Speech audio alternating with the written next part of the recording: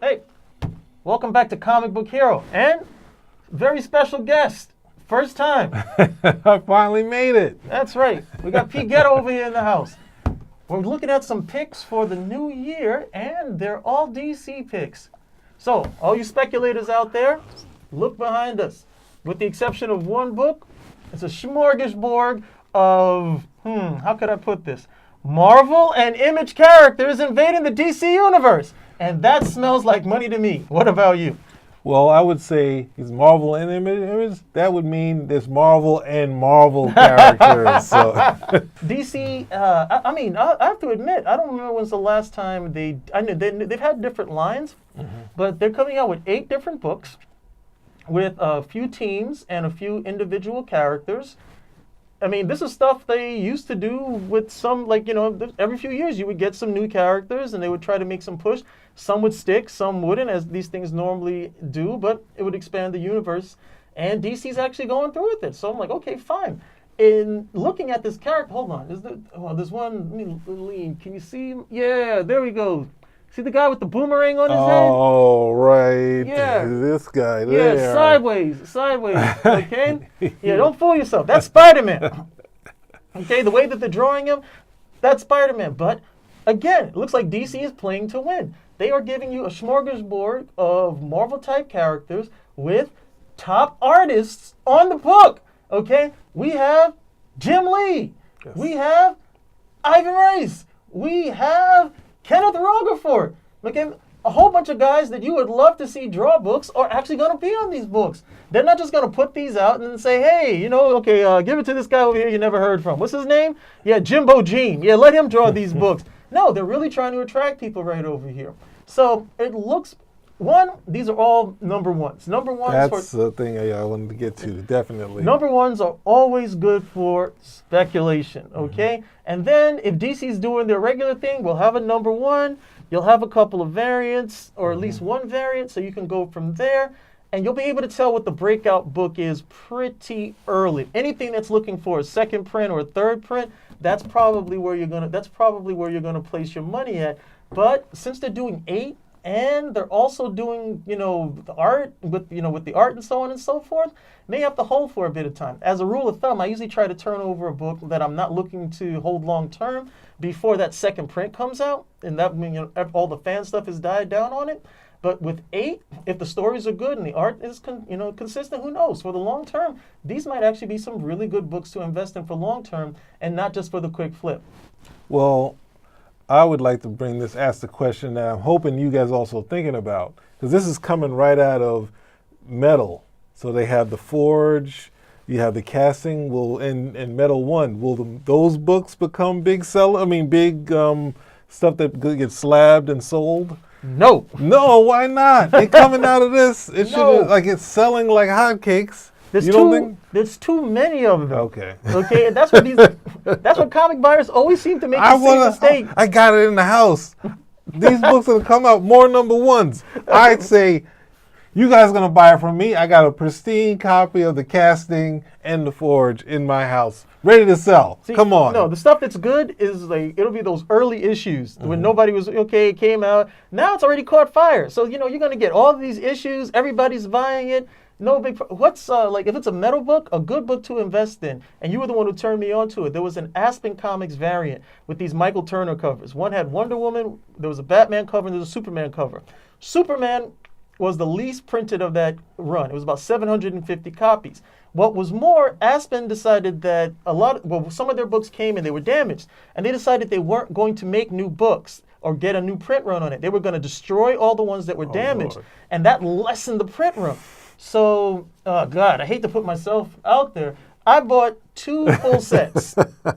I bought 2 full sets of. No. You trade me? Trade me? I got one. I got a regular one. No, I'd like to trade. I don't do those type of trades. You don't do that type of trade? It's an even trade. I don't do trades where I don't do trades where it's even. It has to be better for me. So, but anyway, no, I'm just joking. But anyway, I bought a full set. Okay, I bought 2 full sets of those Aspen Comics, of those Aspen Comics variants.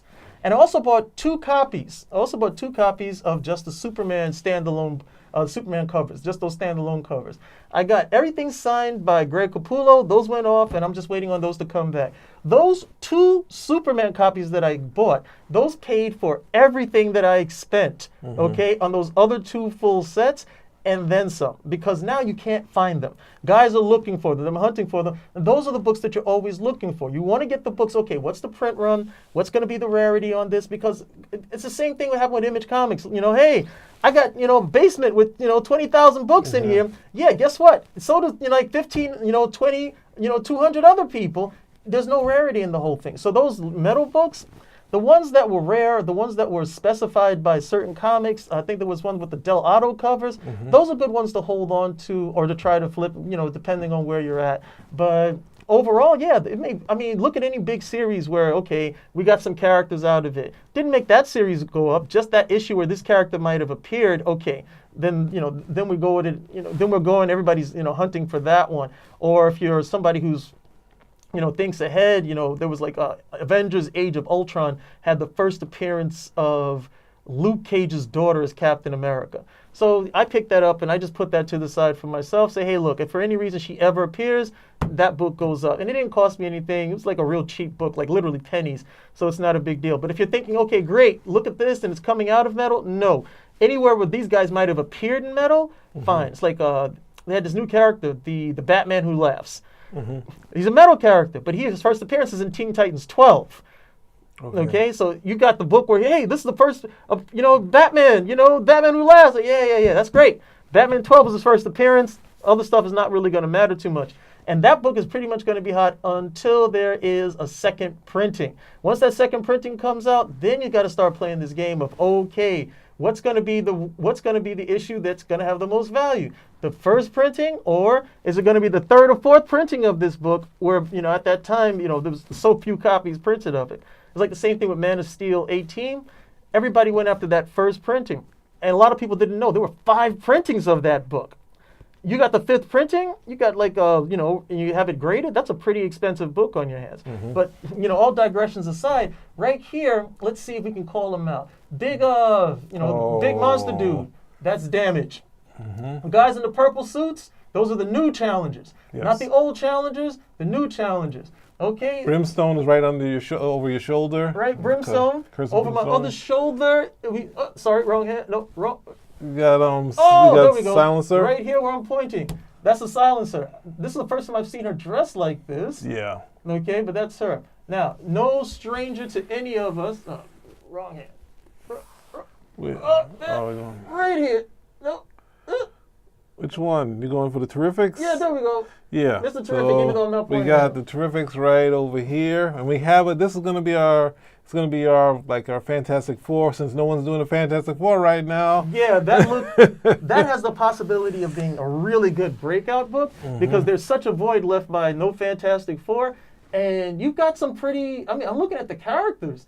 You've got Metamorpho, fan favorite character. Plastic Man, everybody loves Plaz, even though he doesn't hang around too long. Mr. Terrific, solid character, has a lot of respect.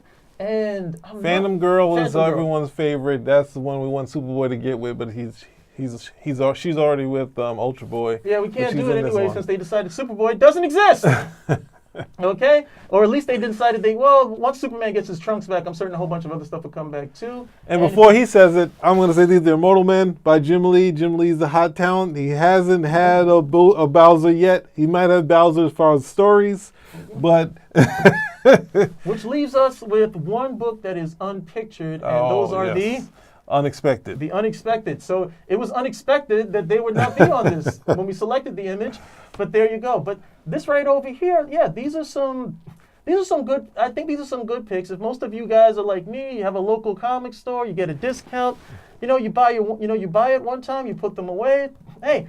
If you're still a collector like me, hey, they just go into the overall collection, no big sweat. But you may hit some pay dirt on one of them, and just pay careful attention to the metal series to see, hey, has any of these guys appeared in the metal books? Then you definitely want to see about coloring. Don't worry about the Terrifics. None of those guys have appeared their first appearances in the metal series. But anybody who doesn't look familiar, yeah, especially since it says new challengers, Damage, Brimstone.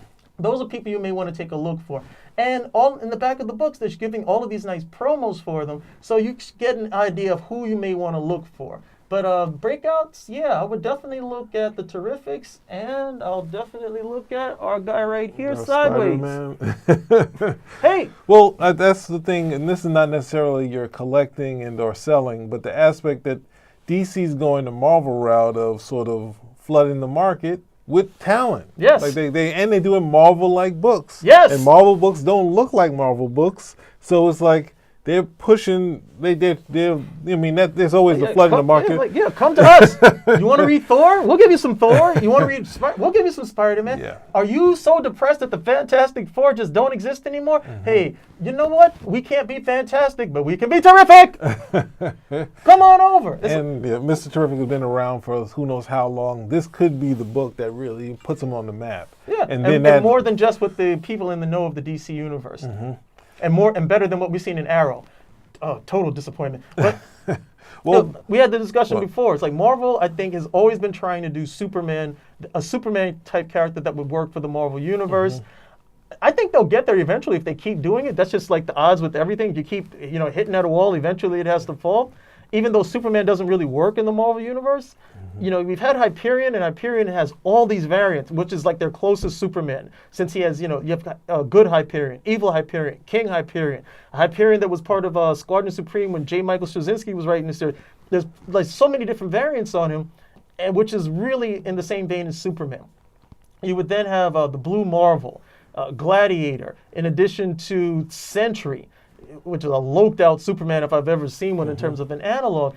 But where Marvel was trying to say, hey, look, why don't we take a stab at these DC characters and see what we could do? And nothing I thought really hit off. The most successful DC character in the Marvel universe is Captain America, who's created about the time of when the DC characters comes out, which is where the most successful Marvel character in the DC universe would, for me, would have to be Batman. He's the one with the traumatic, story, and then, pushes forward, becomes a hero from it, which is where a lot of the Marvel characters come from. But this right over here, if this really hits, this would be phenomenal. Why? Because it'll be the first time that DC is doing what they're supposed to do with their own universe, and they're doing Marvel books better than Marvel, because Marvel decided a while ago, hey, it's all good. We can just toss everything up, and you guys will keep coming back. Stupid idiots. You just keep coming back. Well, let's see what happens. Well, for me, the Jim Lee book, even though we discussed it before, and I do have another question, comic sales related, but it's like that, what was it, after Multiversity. Yeah. That gave us something different from DC than Jim Lee doing Batman. So it was just like, I was just happy to see anything, even though it's like they have Superman type characters and Justice League type characters, it just looked a little different. And just seeing something different from Jim Lee back here, I'm hoping it's going to be a good and fun series and see something different from him, because we've seen a lot of Batman. And my question would be, all right, my challenge is a number of the challenge of the, I don't have the first challenges or showcase 6 or nothing. Like, I can't say that. I wasn't going to lie and say that. But I do have the first appearance of Barbatos. And I'm not going to say, I'm going to say it's in pristine condition, but it might not be. It's in near mint condition. It's a 9.8 graded. What do I get for it? You're probably going to get nothing. Oh, come on. What do I make in this? I'm not making any money. Barbatos is in metal and metal is selling. I got Batman 666 and I got Barbatos. I got both of those. I got to be making some money. See, if you're a Batman fan, this type of stuff is really good for you. But it doesn't work for the DC Universe overall. So Scott Snyder's going to be given a free hand to run as wild as he wants with this story. And then when everything is over, everybody's either going to be shunted off or packed up and put away. And a lot of guys who, look, the next Batman writer, look at what Scott Snyder is doing right over here with Batman as opposed to what Tom King is doing in Batman. Two totally different worlds. And no, they don't match up. What Scott Snyder is doing is a Silver Age driven story with a bunch of modern trappings. But at the end of the day, you can't have Barbatos and have Batman. So yeah, he'll appear over here. Batman will defeat Barbatos and take care of everything else. And then his sidekicks, Superman and Wonder Woman, will be along for the ride. So are you saying to me, because it's not real, it's not like Crisis, that in the end of the day, if there's any interest in buying my Dark Knight Doc City, written by Peter Milligan and drawn by Kieran Dwyer, I'm not going to make any money because people are not going to recognize it as. You're not getting Come anything. on, that's Look terrible. at Crisis. Look at Crisis. One of the best stories that ever came out of the DC universe. And what are the two hot books? Not even the first book, where the people died. Okay, 7 and 8, and even 8 doesn't have the same value anymore because they brought back Barry. Okay, and 7 doesn't have the value it should or any nature. That should be, as a series, that should be something that everybody wants to grab, collect, have the full run of the whole thing. Nope, you can get that series for like $100. Ridiculous at the end of the day. You'd have to pay more than $100 to get all the Metal comics at this portion. But hey, very little you can do about it at the end of the day. I'm not making any money. DC's making a ton of money bringing these characters, and they might steal a lot of Marvel's thunder because Marvel's lost a lot of their direction. And that's the the other point. The point you made about Scott Snyder doing a Silver Age story. It's almost like Scott Snyder doing Frank Miller's idea of doing a Silver Age story, because that's what Dark Knight Strikes Again was. Yeah, that was Silver Age awful. Yeah. He was like, here we go, here you go. Everything. Silver Age. That was a terrible. But it's like that's what it feels like. What this metal thing is. But you're saying like, all right, so I got Batman the Devastator. I've collected all these things. See, Batman the Devastator is something that could actually work because Okay, it's good. okay. You have Batman. Yes. And he merges and he becomes Doomsday. Okay, so it's a mixture of Batman and Doomsday, and they call him the Devastator. But he has to make another appearance. He has to make another appearance somewhere else, and then he has to be utilized. So that's something you could actually put away. The Batman Who Laughs, because definitely you'll see some more of him because of the fan reaction to him. But a lot of the other things, like no, they're just Not going to the tank Batman. Well, I forget what the tank was. You can't keep showing these dudes. Like, how many of these? They can't all be special. You know, you can't keep showing them. It's different when you had like books like Marvel Spotlight, Marvel Premiere, where every issue was like a new character, and a lot of them took off. Where you would have, say, the first issue was with Warlock. A few issues later, you may get someone like Damian Hellstrom. You'll then a little bit more down the line, you'll get Moon Knight, who was already appeared in another book, but guys liked them, so he was getting more stuff over here. First appearance of Starhawk or Star-Lord rather. Those type of things were good. Here it's so expensive and there's so many bloody issues of it that okay, fine, you got the first appearance. He appeared in Dark Knight Metals 1. You got that. But wait a minute. How many Dark Knight Metals 1 were there? Yeah. How many variants? What's the rarest one? Okay, were there any error variants? Okay. It's selling so well, that's good for DC, but for you, the speculator, or for you, the guy who really wants to collect and have those rare books, they're just making it harder for you. Because it seems like, and this will be my last thing, it seems like the stuff that's been really big for DC post, like, was it New 52, have been these oddities. Like Batman #1 is big. You pulled out a couple of Wonder Womans that have been, like saying, none of these factor into a character that was created, or even, was it before Watchmen, the Dr. Manhattan #4. It's like these little oddities that had these little bits. For a moment, I know Batman #1's still selling. I don't know if before Watchmen, Dr. Manhattan's still selling numbers, but it's just like, it seems like there's not any rhyme like a Wolverine first appearance. It just seems like there's just like these oddities that either rarity or whatever. It doesn't seem like, oh, there's a first appearance of that character's cool, and everyone bought it like crazy, and it's like, oh no, we don't have any more of those. It doesn't seem like the old style. It's just like Batman #1. How did it happen? What was it? There was a first appearance. I forget. I'm trying to remember what the book is, and I can't remember anymore. But it was really hot. First appearance of this Wolverine Hulk hybrid. At one point, that book was shooting through the roof. I think somebody spent upwards of $200 for a copy. And I had two. I sold one. I did, what is it? I did better than what I spent though, and it was fun. And I'm just sitting on another one. I'm just sitting on another one at this point. But the hot book, and I always tell people, don't chase the hot book. I'm more the value comics type of guy. I want to buy something, and it's like, okay, fine. I paid cover price for this book. If I can sell it later for $20, $30, that's a great markup for me. But a lot of guys are trying to look to get and flip. And, you spend that means you got to speculate. You got to put out a lot of money on the speculation. And that's never where I've been at. It's been, look, I'm trying to advise people, these are good books that if you're a collector, you can be happy with them in your collection. And later on, if you want to turn them over, hey, you spent $2 on the book, you make $10 on it, that's great. Okay, you didn't lose any money. You're not making oodles at the whole part. But if that's your mentality, your collection will be very valuable as opposed to that hot book. Because a lot of times those things spike and then they come all the way back down because there's so much bloody buyer's remorse over the thing. I can't believe I spent this much money on it. I can't turn it over. You never want to be in that category. That's, and these are all speculative books. But I think these are, these are pretty much in the ballpark of books that tend to do well at the end of the day. Better than that young, what is it? What was it? DC, I forget what that last one No, was. they're saying, you're not going to complain about young animals, right? No, not Young Animals. They did it's something else they did. It was like a new 52 had stopped and they decided, okay, we'll have like a new imprint now to get people in. And one of the things they were advertising was Superman, losing his powers and having a buzz cut. I forget the name of the imprint. Okay, yeah. I forget the name of the imprint, but I looked at that and I was like, nobody's buying this, and nobody bought it. But then they did Rebirth.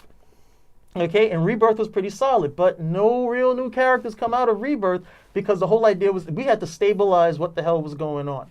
Marvel's got an uphill climb in front of them, but hey, these guys are like, hey, they're still stacking, paper from the, from the desk to the ceiling because the movies are doing well. All the merchandise is doing well. It's just the comics that suck, and if they actually cared, they would be fixing it. But they said, hey, you know what? We're gonna do a bunch of lenticular covers, so shut up and be happy. Shut up and be happy, and that'll be the end of it. Well, like most comic sales, I've left brokenhearted. Why do I stay in it? Why do I stay in it? Because we love comics. Okay, there we go. That's good enough. Hey, the worst thing that you can ever turn into is one of those cynical dealers. Not a buyer, but a dealer. Can't stand those guys. One of those cynical dealers. They come. Anytime you see them at a con, they always have the same stuff. It's always the same first appearances. They don't read anymore. They're not looking to say, okay, I'm going to try to make certain that I have the best offering for guys who collect. And then the people coming there are the same way. They only want, first appearance of this, first appearance of that, first appearance. That's all they want. It's like they're trying to relive their childhood. They're not collectors. And that, for me, is the worst route for comic books. You have to keep reading. You have to keep wanting to invest your time and your imagination in them, not just your pocket, because they're collectibles at the end of the day. And they don't continue to be collectibles if people don't have an interest in doing what? Collecting them. Not selling them, but collecting them. So for me, the day becomes where, hey, I don't care anymore. I just look at this as a dollar sign. Hey, you're no longer a hero. All right. I think you helped me out a lot. I'll start over again next time. I got to go through my backlog. What's next? I don't know what's next coming, but I always like to ask you questions about what's hot and what's not. So it's been fun for me to be here and joke around. So. And it's been fun having him. Don't expect to see him again or anytime soon. There can only be one comic book hero. Man, I don't like this ending. No. Of course, we'll have Pete Gatter back anytime. Okay? One of the best knowledgeable minds when it comes to comics. Still reads and still collects. Don't let his questions fool you at the end of the day. My Dark Knight, Dark City. Dark Knight, Dark City.